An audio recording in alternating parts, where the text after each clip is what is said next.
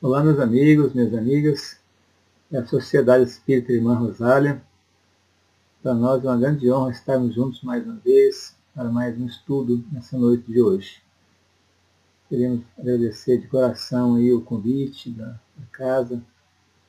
E hoje nós vamos falar do tema Educação no Lar, que é um tema que está no livro Caminho, Verdade e Vida, a obra essa ditada pelo Espírito Emmanuel, e psicografada pelo médium Francisco Cândido Xavier. É a lição número 12. Nessa lição, Emmanuel vai fazer seus comentários, suas reflexões a respeito do tema de um versículo do Evangelho de João, no capítulo 8, versículo 38, onde Jesus disse, Vós fazeis o que também vistes junto do vosso Pai. Esse trecho, na verdade, não chega a ser um versículo inteiro, é um trecho, é um fragmento de um versículo. Para a gente compreender melhor, a gente vai fazer uma leitura do versículo inteiro, para ver se no contexto a gente consegue compreender melhor. Então, aqui fala, no comecinho, eu falo do que vi junto de meu Pai, e vós fazeis o que também vistes junto de vosso Pai. Aqui é interessante, quando ele fala meu Pai, o Pai aqui está com P maiúsculo. E quando ele fala vosso Pai, esse Pai está com P minúsculo. Por que será? Por que será que tem essa diferença? Nós vamos fazer as nossas análises. Quando Jesus fala de Deus, quando ele fala do Pai, ele usa 3 pronomes. Ele fala meu Pai, ora ele fala vosso Pai, ora ele fala nosso Pai. Quando ele fala nosso Pai, ele está falando no sentido de que todos nós somos irmãos. Porque Deus é o nosso Pai, Pai de todos nós, inclusive dele. Ele fala dessa maneira. É a maneira dele se colocar como nosso irmão. Quando ele fala vosso Pai, quando ele fala meu Pai, ele está se referindo a um Pai no entendimento dele, no entendimento de um Espírito superior, de um Espírito puro, um Cristo. Porque os Cristos, segundo Lacordaire, já vivem ao lado de Deus. Esses Espíritos estão ao lado de Deus, que recebem as missões diretamente de Deus, não tem intermediário. Então eles conhecem perfeitamente a natureza íntima de Deus. E nós? Nós podemos entender a natureza íntima de Deus? Kardec pergunta para os Espíritos, questão número 10, do Livro dos Espíritos. E eles respondem que não, porque falta para isso o sentido. Então nós temos 5 sentidos aqui encarnados. Nós temos a audição, a visão, o tato, o olfato, o paladar. Mas todos esses sentidos são muito limitados ainda. A nossa visão ela é local, só você enxergar aqui ao meu redor. Uma coisa assim, atrás de uma parede, atrás de um muro, uma coisa opaca, eu não consigo enxergar. Da visão. A audição também é assim, eu só ouço aquilo que está próximo de mim. Se tiver mais distante um pouquinho, eu não ouço, então eu ouço muito pouco. E assim também é, com o tato, com o paladar, com o olfato, tudo é um pouco limitado ainda. A gente percebe que esses sentidos, já em Jesus, já eram um pouco maior. Então, a audição, por exemplo, ele ouviu Zaqueu a 300 quilômetros de distância. Zaqueu chamou ele pela prece e ele ouviu. Quando nós mesmos chamamos ele nos ouve de onde ele estiver. A visão, ele via uma pessoa, ele não via a pessoa ali naquele momento, ele via a pessoa há 2, 3 mil anos na frente. Ele tinha a dupla vista, tinha a clara evidência, a clara audiência. Ele já tem tudo isso. Por quê? Porque ele conquistou. Ele já evoluiu o suficiente para conquistar.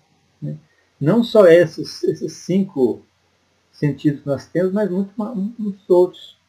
outros que favorecem ele, então, a ter essa intimidade com Deus. Quando ele fala vosso Pai, ele está se referindo ao Pai no nosso entendimento, que é um entendimento muito pequeno. E quando Kardec pergunta aos Espíritos quais são os atributos de Deus, os Espíritos falam assim, que Deus é eterno, infinito, imaterial, único, onipotente, ou seja, todo-poderoso, soberanamente justo e bom. Eles fazem uma ressalva.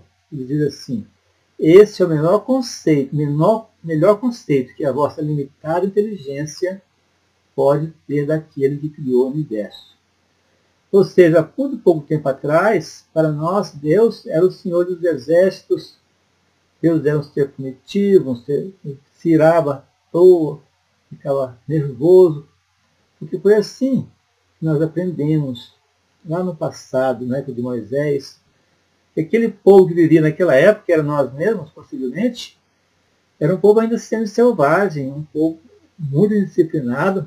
Então esse foi o meio que Moisés encontrou de criar esse Deus, para falar assim, olha, se você fizer tal coisa, Deus vai te punir.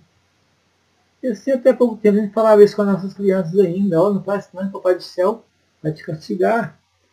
Porque nós tivemos essa formação. E é assim até hoje, muitos de nós ainda temos essa imagem de Deus. Está muito longe de ser a imagem de Deus igual Jesus já tem. Então, para isso, nós precisamos de evoluir. E nesse mesmo capítulo 8 de João, tem o versículo 32, muito conhecido por todos nós.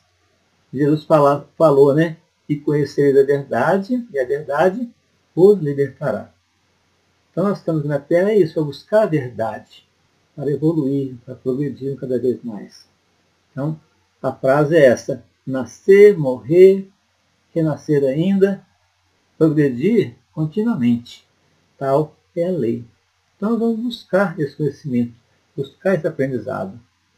No livro O Consolador, ditado pelo Espírito Emmanuel também, onde tem as perguntas que faz para Emmanuel e Emmanuel responde, nós temos a questão 110, onde as pessoas perguntam para Emmanuel qual a melhor escola de preparação das almas encarnadas na Terra. Qual a melhor escola? E Emmanuel responde, a melhor escola ainda é o lar, onde a criatura deve receber as bases do sentimento e do caráter.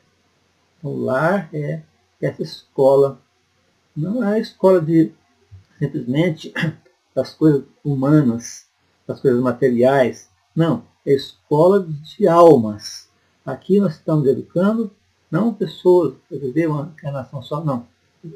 Educando almas, espíritos. Ele continua dizendo assim, que o estabelecimento de ensino propriamente do mundo pode instruir, mas só o Instituto da Família pode educar. As almas estão aqui para serem educadas, para que possam continuar a sua caminhada. Então não adianta você achar que vai colocar uma criança num colégio caro, né, num colégio famoso, achando que eles vão educar seus filhos. Não. Nossos filhos têm que ir para a escola já educados. A escola vai burilar, a escola vai instruí-los com a matemática, com a física, com a química, enfim, com a ciência de modo geral. Mas a educação, propriamente dita, é na família, é responsabilidade dos pais. E Joana de Ângeles, ela fala que a família é a célula máter do organismo social, onde se desenvolvem os sentimentos, a inteligência e o espírito desperta para realizações superiores. Olha a importância.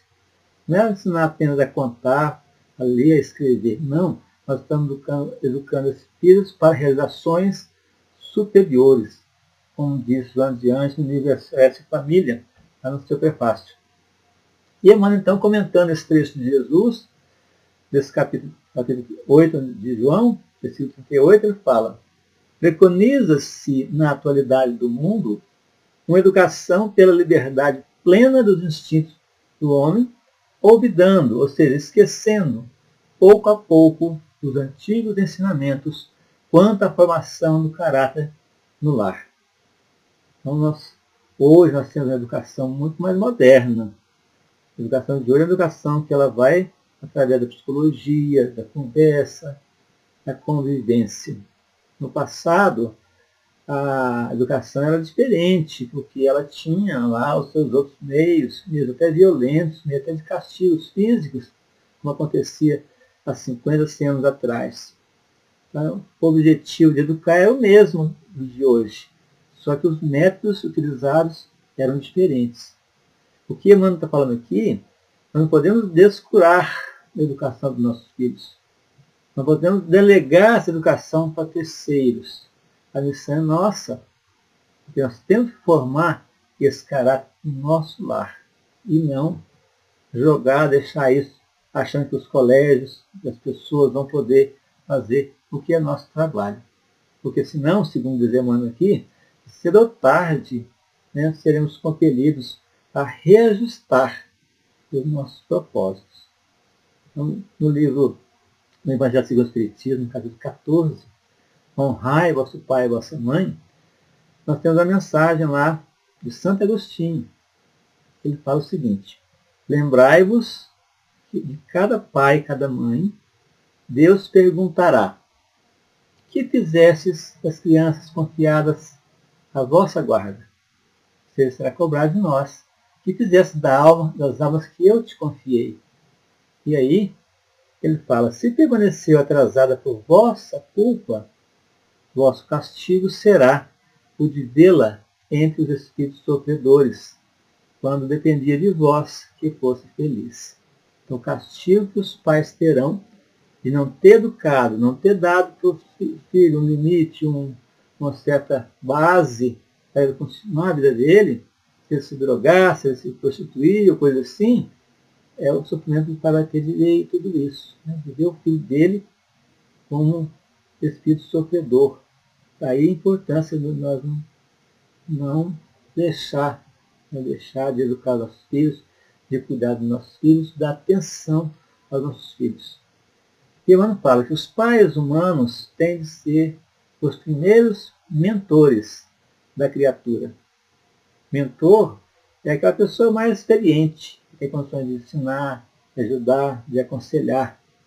Então, os pais são os primeiros mentores, os primeiros que podem fazer isso, de ajudar essa criatura que Deus colocou no nosso caminho.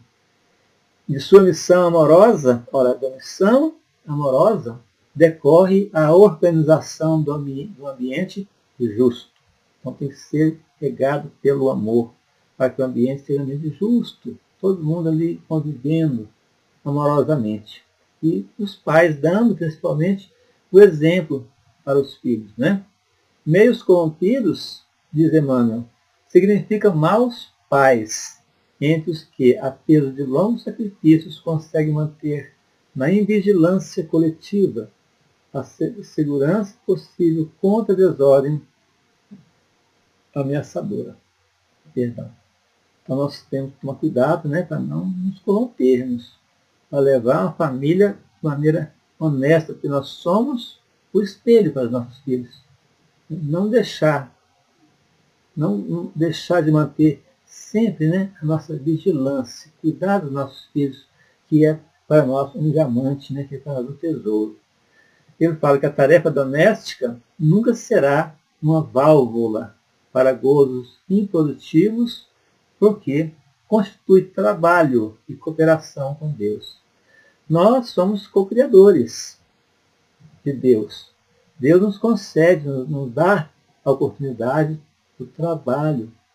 E um dos trabalhos que nós temos na vida é de cuidar, de constituir uma família, de preparar esses filhos que Deus criou, que são filhos dele, mas Deus colocou sob a nossa tutela.